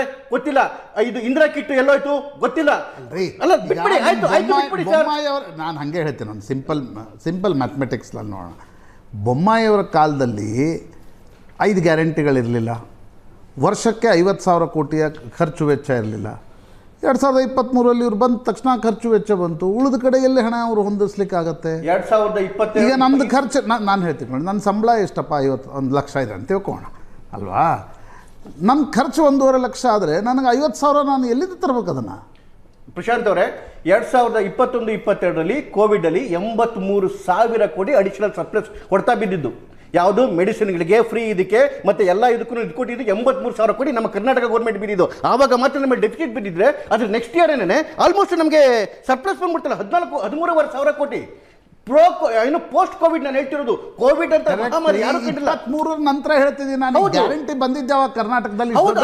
ಕೋವಿಡ್ ಮಹಾಮಾರಿ ಬಂದಿತ್ತು, ಅಲ್ಲೂ ಸರ್ಪ್ಲಸ್ ಕೊಟ್ವಲ್ಲ ನಾವು. ಕರೆಕ್ಟ್ ರೀ. ಅವ್ರೇನು ಹೇಳ್ತಿದ್ದಾರೆ ಈಗ? ಶತಬೀಶ್ ಅದನ್ನೇ ಹೇಳಿದರು. BJP ಸರ್ಕಾರ ಇದ್ರಿಗೆ ಬಿಹಾರ ಗೌರ್ಮೆಂಟ್ ಇತ್ತಪ್ಪ, ನೀವು 2015 ಹೋದ್ರಿ, हम बड़ा पैकेज अनाउंस कर रहे ಅಂತ ಹೇಳಿದ್ರು. ನಿಮ್ಮ ಸರ್ಕಾರಗಳಿಗೆ ಬಡಾ ಪ್ಯಾಕೇಜ್ ಕೊಡ್ತೀರಿ, ಕಾಂಗ್ರೆಸ್ ಸರ್ಕಾರಕ್ಕೆ ಕೊಡಲ್ಲ ಅಂತ ಅವ್ರು ಹೇಳ್ತಿರೋದು. ಆಯ್ತಾಯ್ತು, ನಿಮ್ಮ ಕೈಗೆ ಬಂದೆ. ಎಲ್ಲಾ ಗ್ಯಾರಂಟಿ ನಿಮಿಷ ಎಲ್ಲಾ ಗ್ಯಾರಂಟಿ ಎಲ್ರಿಗೂ ಕೊಟ್ಟರು ಅಂತ ಇಟ್ಕೊಳ್ಳಿ. ಎಷ್ಟು ಬೇಕು? 60,000 ಕೋಟಿ ಹೌದಲ್ವಾ? ಇಡೀ ವರ್ಷಕ್ಕೆ 60,000 ಕೋಟಿ ಮಾಕ್ಬೇಕು. ಸಾಲ ಮಾಡಿದ್ದೆಷ್ಟು? 1,07,00,000. 1 ಲಕ್ಷ ಎಲ್ಲಿ? ಹಾ, 1,07,000 ಕೋಟಿ. ಹೌದು, 1,07,000 ಕೋಟಿ ಅಡಿಷನಲ್ ಸಾಲ ಮಾಡಿದ್ದು.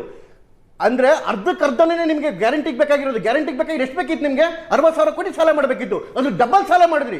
1,07,000 ಕೋಟಿ ಸಾಲ ಮಾಡಿದ್ರಿ. ಅದಾದ್ಮೇಲೆ ಇದು SC/ST TSP ಎಷ್ಟಿಂದ್ರಿ? ಆಲ್ಮೋಸ್ಟ್ 14,000 ಕೋಟಿ SC/ST TSP ತಗೊಂಡ್ರಿ. ಎಲ್ಲ ಇದ್ರಗಳದ್ದು ಜಾಸ್ತಿ ಮಾಡ್ಕೊಂಡು ಹೋದ್ರಿ. ಎಲ್ಲ ಏನು ಹಾಲಿಂದ ಹಿಡ್ಕೊಂಡು ಆಲ್ಕೋಹಾಲಿಂದ ಹಿಡ್ಕೊಂಡು ಪೇಪರಿಂದ ಹಿಡ್ಕೊಂಡು ಡೀಸೆಲ್ ಪೆಟ್ರೋಲ್ ಎಲ್ಲವೂ ಜಾಸ್ತಿ ಮಾಡ್ಕೊಂಡು ಹೋದ್ರಿ. ಅದು ತಿರ್ಗಿ ಅಡಿಷನಲ್ ಆಗಿ ನಿಮಗೆ 60,000 ಕೋಟಿ. BJP ಅವ್ರು ಗ್ಯಾರಂಟಿ ಕೊಟ್ಟಾಗ ನಾವು ಸರಿಯಾಗಿ ಕೊಡ್ತೀವಿ. ಅವ್ರಿಗೆ ಏನಂದ್ರೆ ಅವ್ರಿಗೆ ನಿಮ್ದು ಅರ್ಥ ನಂಗೆ ಅರ್ಥ ಆಗ್ಲಿಲ್ಲ. ಅದು ನಾನು ಹೇಳ್ತಾ ಈಗ ನಮ್ದೇನಿದೆ, ಗ್ಯಾರಂಟಿಗಳನ್ನ ಉಳ್ಳವರಿಗೆ ಕೊಡಬೇಡಿ, ಯಾರು ಯೋಗ್ಯ. ನಾನು ಅದನ್ನೇ ಹೇಳ್ತಿರೋದು. ಅದನ್ನೇ ಗೊತ್ತಿಲ್ಲ ನೀವು ನೋಡಿ. ಬಟ್ ನಾವು ನೋಡಿ ಮಹಾರಾಷ್ಟ್ರದಲ್ಲಿ, ಮಧ್ಯಪ್ರದೇಶದಲ್ಲಿ, ಬಿಹಾರದಲ್ಲಿ ಮ್ಯಾನೇಜ್ ಮಾಡ್ತಿದೀವಿ. ನಿಮಗೆ ಮ್ಯಾನೇಜ್ ಮಾಡಕ್ ಬರಲ್ಲ. ಬಿಹಾರದಲ್ಲಿ ಅಕೌಂಟ್ಗೆ ಹಾಕುವಾಗ ಯಾರು ಬಡ ಕುಟುಂಬದ ಹೆಣ್ಣು ಮಕ್ಕಳು ಅಂತ ಯಾರನ್ನ ಕಂಡು? ಅದು ರೇವಡಿ ಅಲ್ಲ ಸರ್, ಅದು ಉದ್ಯೋಗ ಶುರು ಮಾಡೋದಕ್ಕೆ ವರ್ಷ ಅಧಿಕಾರ ನಡೆಸಿ ನಾಳೆ ಚುನಾವಣೆ ಇವತ್ತು ದುಡ್ಡು ಹಾಕೋದು ನೆನಪಿಗೆ ಬಂತ ನಿಮ್ಗೆ? ಯಾವಾಗ ಮುದ್ರಾ ಸ್ಕೀಮ್ ಅಲ್ಲಿ ಆಗಾರೆ ಹೆಂಗ್ ಬಂದ್ಬಿಡ್ತು ನಿಮ್ಗೆ? ಆಲ್ಮೋಸ್ಟ್ 393 ಕೋಟಿ ರೂಪಾಯಿ ಮುದ್ರಾ ಸ್ಕೀಮಿಗೆ ಕೊಟ್ರಲ್ಲ. ಹಾಗಾದ್ರೆ ಅದನ್ನ ರೇವಡಿ ಅಂತ ತಗೊಳ್ಳಿಕ್ಕಾಗತ್ತಾ? ಮುದ್ರಾ ಸ್ಕೀಮ್ ಹೋಲಿಕೆ ಮಾಡಬೇಡಿ ಬಿಸ್ನೆಸ್ ಶುರು ಮಾಡೋದಕ್ಕೆ ಹಿಂದೆ ರೋಜಗಾರ ಇರಲಿಲ್ವಾ? ಮುದ್ರಾ ಟೈಪ್ ಹಿಂದೆ ರೋಜಗಾರ ಯೋಜನೆ ಇರಲಿಲ್ವಾ? ಡೆಫಿನೆಟ್ಲಿ ಸರ್, ಅದನ್ನೇ ಹೇಳಿದ್ದು. ಇವನ್ ರೋಜಗಾರ್ ಮುದ್ರಾ ಬೇರೆ. 10,000 ಹಾಕಿದ್ದು ಚುನಾವಣೆಯ ಹಿಂದಿನ ದಿನ. ಅದಕ್ಕೂ ಇದಕ್ಕೂ ನೀವು ಕಂಪೇರ್ ಮಾಡಬೇಡಿ. ಮಹಾರಾಷ್ಟ್ರದಲ್ಲಿ ಲೋಕಸಭಾ ಚುನಾವಣೆ ನಡೆಯುವವರೆಗೆ ವೈಟ್ ವಾಶ್ ಆದ್ರಿ ಅಲ್ಲಿವರೆಗೆ ನಿಮಗೆ ಲಾಡ್ಕಿ ಬಹಣ್ ನೆನಪೇ ಇರಲಿಲ್ಲ ಆಯ್ತಲ್ವಾ? ಹಿಂದಿನ ದಿವಸ ಅದಾಗಿ 2 ತಿಂಗಳಕ್ಕೆ ಲಾಡ್ಕಿ ಬಹಣ್ ನೆನಪಿಗೆ ಬಂದ್ಲು. ಆಯ್ತಲ್ಲ, ಹಿಂದಿನ ದಿನ 10,000 ಕೋಟಿ ಹಾಕಿದ್ರೆ ನಿಮ್ ಪ್ರಕಾರ ಏನಾಗಬೇಕಾಗಿತ್ತು? ಸರ್ಕಾರ ದಿವಾಳಿ ಆಗ್ಬೇಕಾಯ್ತು. 8,831 ಕೋಟಿ ರೂಪಾಯಿ ಲಾಭದಲ್ಲಿ ನಡೀತಾ ಇದೆ. ತಿರ್ಗಾ ಅದಾದ್ಮೇಲೆ ಗುಜರಾತ್ 19,630 ಕೋಟಿ, ಉತ್ತರ ಪ್ರದೇಶ 79,516. ಹಾಗಾದ್ರೆ ದಕ್ಷಿಣದ ರಾಜ್ಯಗಳು ಯಾಕೆ ಬಿಹಾರಕ್ಕೆ ದುಡ್ಡು ಕೊಡ್ತಿಲ್ಲ ಅಂತ ಕೇಳೋ ಪ್ರಶ್ನೆನೇ ಬರ್ತಾ ಇರಲಿಲ್ಲ. ಸರ್ಪ್ಲಸ್ ಅಂದ್ರೆ ಅದರ ಅರ್ಥ ಹೌದು ಸರ್. ಈಗ ಹಾಗಾದ್ರೆ ಮಹಾದೇವಪುರ ಬಿಟ್ಬಿಟ್ಟು ಮಿಕ್ಕಿದೆಲ್ಲೂ ಯಾಕೆ ಮಾಡ್ತಾರೆ? ಹಾಗಾದ್ರೆ ಹೇಳೋದು ಒಂದೇ ಒಂದು ವಿಚಾರ, ಮಹಾದೇವಪುರದ ಪ್ರಶ್ನೆ ಬಂದಿಲ್ಲ ಇಲ್ಲಿ. ಮಹಾದೇವಪುರದ ಪ್ರಶ್ನೆನೇ ಬಂದಿಲ್ಲ. ಬಿಹಾರಕ್ಕೆ ಕರ್ನಾಟಕ, ತಮಿಳುನಾಡು, ಆಂಧ್ರ, ತೆಲಂಗಾಣ, ಮಹಾರಾಷ್ಟ್ರದ ಜನ ಎಷ್ಟು ತೆರಿಗೆ ಕಟ್ತಾರೆ, ಬಿಹಾರಕ್ಕೆ ಎಷ್ಟು ಹೋಗುತ್ತೆ, ದಟ್ ಈಸ್ ವೆರಿ ಇಂಪಾರ್ಟೆಂಟ್. ನಿಮಗೆ ಕಾಕಾ ಪಾಟೀಲ ನಿನಗೂ ಫ್ರೀ, ಮಹಾದೇವಪುರ ಫ್ರೀ ಅಂತ ಕೇಳಬೇಕು. ನಾವು ಪ್ರಶ್ನೆ ಕೇಳಿದ್ದು ಅದನ್ನೇ. ಕಾಕಾ ನೀವೇನ್ ಹೇಳ್ತಿದ್ದೀರಿ? ಯಾರಿಗ ಕೊಡ್ತಿದ್ದೀರಿ ಅದನ್ನ ಕಡಿಮೆ ಮಾಡಿ ಅಂತ ಹೇಳ್ತಿಲ್ಲ. ಮತ್ತೆ ನಿಮ್ದು ವೋಟ್ ಬ್ಯಾಂಕ್ ಅಲ್ಲಿ ಡಿಸ್ಟರ್ಬ್ ಆಗುತ್ತೆ. ನೀವೇನ್ ಹೇಳ್ತಿದ್ದೀರಿ?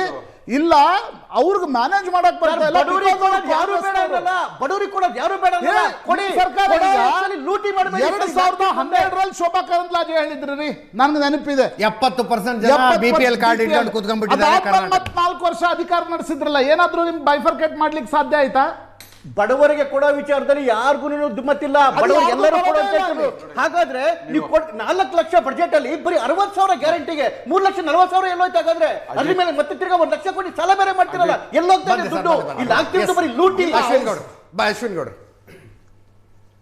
ಅಜಿತ್ ಸರ್, ಒಂದು ಕ್ಷಣ ನನಗೆ ಒಂದು ಸ್ವಲ್ಪ ಕುಮಾರಣ್ಣ ಅವ್ರು ನೆನಪಾದ್ರು. ರವೀಂದ್ರ ರೇಷ್ಮೆ ಸರ್ ಹೇಳ್ತಾ ಇದ್ರು, ವಸತಿ, ಆರೋಗ್ಯ, ಶಿಕ್ಷಣ ಈ ಒಂದು ಸಬಲೀಕರಣ ಆಯಿತು ಅಂದರೆ ಇದಕ್ಕೆ ಒತ್ತು ಕೊಡಬೇಕು ಅನ್ನೋ ಒಂದು ಪಂಚರತ್ನ ಅಂತ ಒಂದು ಮಾಡಿದ್ರು. ಬಟ್ ಜನರು ಇಲ್ಲ ಗ್ಯಾರಂಟಿ ಯೋಜನೆಗಳನ್ನ ನಮ್ಗೆ ಬೇಕು ಅಂತೇಳಿ ಗ್ಯಾರಂಟಿ ಯೋಜನೆಗೆ ಜೈ ಅಂತ ಅಂದರು. ಇಷ್ಟು ಒಂದು ಯೋಜನೆಗಳನ್ನ ಕೊಟ್ಟು ರಾಜ್ಯದಲ್ಲಿ ಯಾರು ಕೊಡಬೇಡಿ ಅಂತಲೂ ಯಾರು ಹೇಳಿಲ್ಲ. ಆರಂಭದಲ್ಲಿ 5 ಜೊತೆ ಇನ್ನೊಂದು 5ನ ಕೊಟ್ಕೊಂಡು ಹೋಗಿ ನಿಮಗೆ ಮನ ಬಂದಂತೆ ಕೊಡೋಕೆ ಹೋಗಬೇಡಿ ಅಂತ ಹೇಳಿದ್ರು ಸರ್.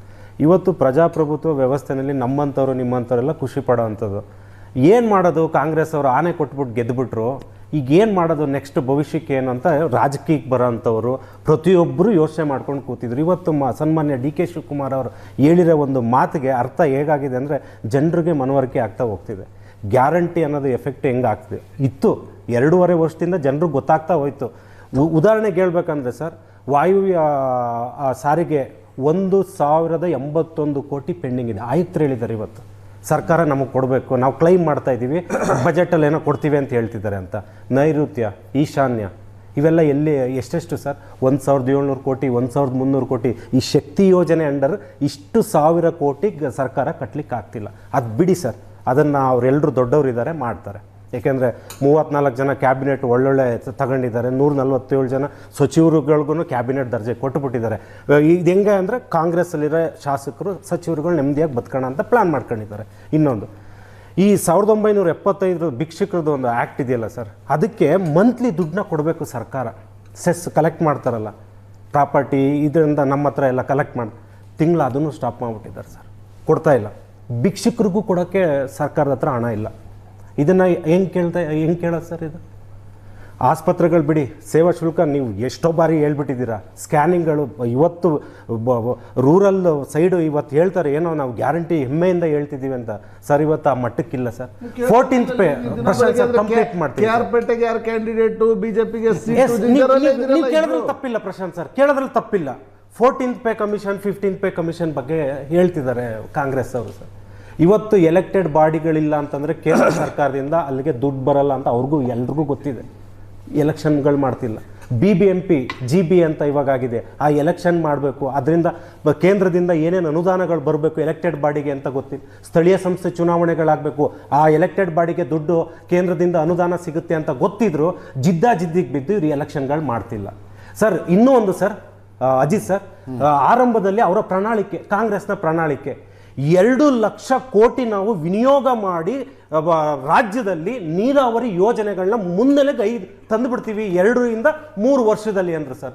ಕಳಸ ಬಂಡೂರಿ ಬಗ್ಗೆ ತಲೆ ಕೆಡ್ಸ್ಕೊಳ್ತಿಲ್ಲ, ಮಹದಾಯಿ ಬಗ್ಗೆ ತಲೆ ಕೆಡ್ಸ್ಕೊಳ್ತಿಲ್ಲ, ಮೇಕೆದಾಟು ಬಗ್ಗೆ ತಲೆ ಕೆಡ್ಸ್ಕೊಳ್ತಿಲ್ಲ. ದುಡ್ಡಿನ ಆಯ್ತು ಸಮಸ್ಯೆ ಸರ್. ಆಗಿದೆ. ನಾನು ಹೇಳ್ತಾ ಇರೋದು ನಾಳೆ ದಿವಸ ಬಜೆಟ್ನಲ್ಲಿ ಸಿದ್ದರಾಮಯ್ಯನವರು ಗಿವ್ ಇಟ್ ಅಪ್ ಅಂತ ಮನವಿ ಮಾಡಿಕೊಂಡ್ರೆ ನಿಮ್ಮ ಕಡೆಯಿಂದ ನೀವು ಮನವಿ ಮಾಡಿಕೊಳ್ಳಿ, ಯಾರಿಗೆ ಸಾಧ್ಯನೋ ಎಲ್ಲರೂ ಬಿಟ್ಟು ಬಿಡೋಣ, ಗ್ಯಾರಂಟಿ ರಾಜ್ಯದ ಅಭಿವೃದ್ಧಿ ಆಗಲಿ ಅಂತ ಮನವಿ ಮಾಡಿಕೊಳ್ತೀರಾ? ಸಿಂಪಲ್ ಗಿವ್ ಇಟ್ ಅಪ್ ಅಂತಂದ್ರೆ ಕೊನೆಗೂ ಏನಾಗದು ಗೊತ್ತಾ ಸರ್, ಜನಸಾಮಾನ್ಯರಿಗೇನೆ ಬರೆ ಆಗತ್ತೆ ಸರ್. ಅವರೆಲ್ಲರೂ ಆರಾಮ್ಸೆ ಇರ್ತಾರೆ. ಈಗ ನಾನು ಹೇಳಿದ್ನಲ್ಲ 147 ಜನಕ್ಕೆ ಕ್ಯಾಬಿನೆಟ್ ದರ್ಜೆ ಕೊಟ್ಟೇ ಬಿಟ್ರು, ಅವಶ್ಯಕತೆ ಇರಲಿಲ್ಲ, ಕೊಟ್ಟರು.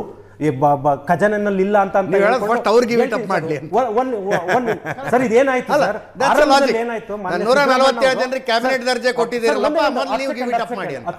ಆರಂಭದಲ್ಲಿ ಸಿದ್ದರಾಮಯ್ಯ ಅವರು ಇದ್ರು, ನಾನು ಈ ಟರ್ಮ್ CM ಆಗಿರ್ತೀನಿ, ನೆಕ್ಸ್ಟ್ ನೋಡ್ಕೊಳ್ಳೋಣ ಅಂತ ಏನೋ ಒಂದು ಗ್ಯಾರಂಟಿ ಯೋಜನೆ ಮಾಡಿದ್ರು. ಮಾನ್ಯ DK ಶಿವಕುಮಾರ್ ಅವರು ಅವರಿಬ್ರು ಘರ್ಷಣೆ ನೋಡಿ ಇವತ್ತಿನಕ್ಕೆ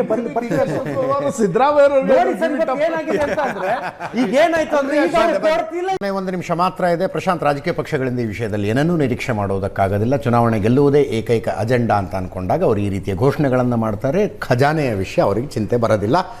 ನ್ಯಾಯಾಂಗ ಏನಾದ್ರು ಮಾಡಬೇಕಾಗಿದೆ, ಜನಸಾಮಾನ್ಯರಲ್ಲಿ ಒಂದು ತಿಳುವಳಿಕೆ ಜನಸಾಮಾನ್ಯರಿಗೆ ಮೂಡಬೇಕಾಗಿದೆ. ಅದಕ್ಕೆ ನೋಡಿ, ಅವು ಎರಡೂ ಲಾಂಗ್ ಟೈಮ್ ಪ್ರೊಸೆಸ್. ನ್ಯಾಯಾಲಯ ಕೂಡ ಎಕ್ಸಿಕ್ಯೂಟಿವ್ ತೆಗೆದುಕೊಳ್ತಕ್ಕಂಥ ಡಿಸಿಷನ್ಸ್ಗಳು ತೆಗೆದುಕೊಂಡು ಆದಮೇಲೆ ಅದರ ಬಗ್ಗೆ ಜುಡಿಷಿಯಲ್ ರಿವ್ಯೂ ಮಾಡ್ಬೋದೇ ಹೊರತು ರಿಟ್ರೋಸ್ಪೆಕ್ಟಿವ್ ಆಗಿ ಅಥವಾ ಫ್ಯೂಚರಿಸ್ಟಿಕ್ ಆಗಿ ಹಿಂಗೆ ಮಾಡಲೇಬೇಡಿ ಅಂತ ನಿರ್ಣಯಗಳನ್ನು ನ್ಯಾಯಾಲಯಗಳು ತೆಗೆದುಕೊಳ್ಳೋಕ್ಕಾಗಲ್ಲ. ಸಂವಿಧಾನಾತ್ಮಕವಾಗಿ ನೋಡಿದಾಗ ಜುರಿಸ್ಟಿಕ್ಷನ್ ಇರುತ್ತೆ ಅಜಯ್, ಅದೇ ಕರೆಕ್ಟ್. ಬಟ್ ಎಕ್ಸಿಕ್ಯೂಟಿವ್ ಒಂದು ಪವರ್ ಬೇರೆ ಇರುತ್ತೆ.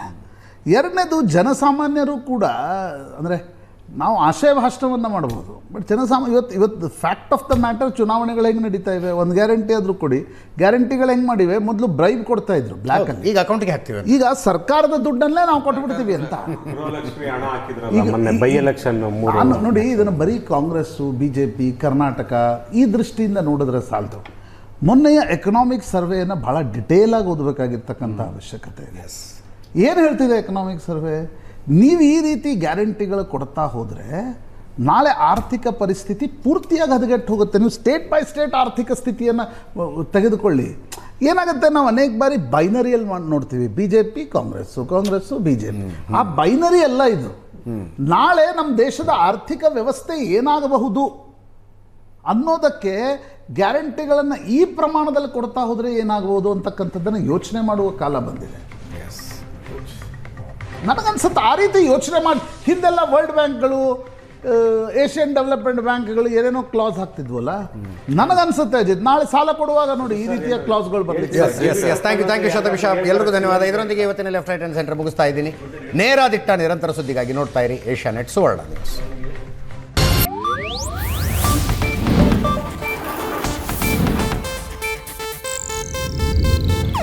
ಇದು ಏಷ್ಯಾನೆಟ್ ನ್ಯೂಸ್ ನೆಟ್ವರ್ಕ್ ಪ್ರಸ್ತುತಿ.